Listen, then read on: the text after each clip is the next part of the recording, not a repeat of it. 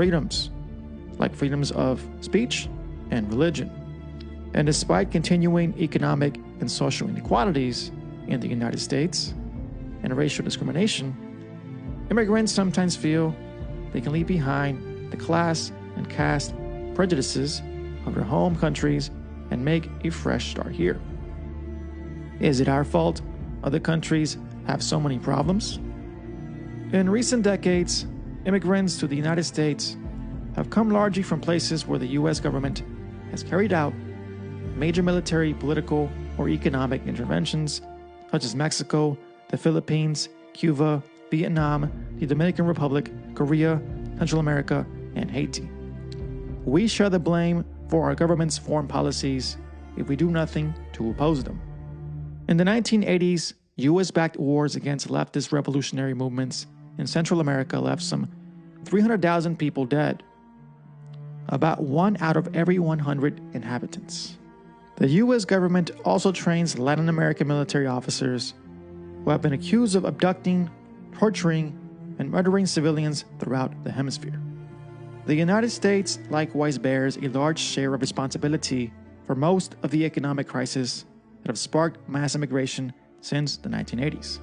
These crises have their roots in economic policies which are dictated either directly by the U.S. government through its regional free trade agreements or indirectly through U.S.-dominated international lending institutions like the World Bank, the International Monetary Fund, and the World Trade Organization.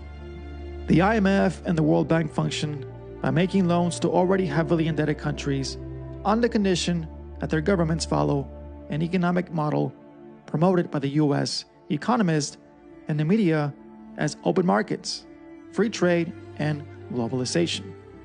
Analysts in Latin America and much of the rest of the world call this model neoliberalism.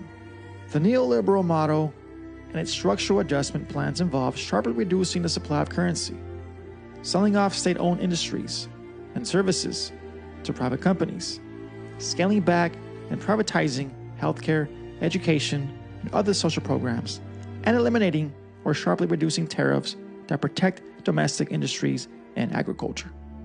Such measures generally reduce inflation and stabilize currency exchange rates, but at the cost of shrinking real wages, high unemployment rates, and expansion of poverty, and the wholesale destruction of small-scale agriculture, which causes precisely the kind of economic devastation that leads so many people to migrate.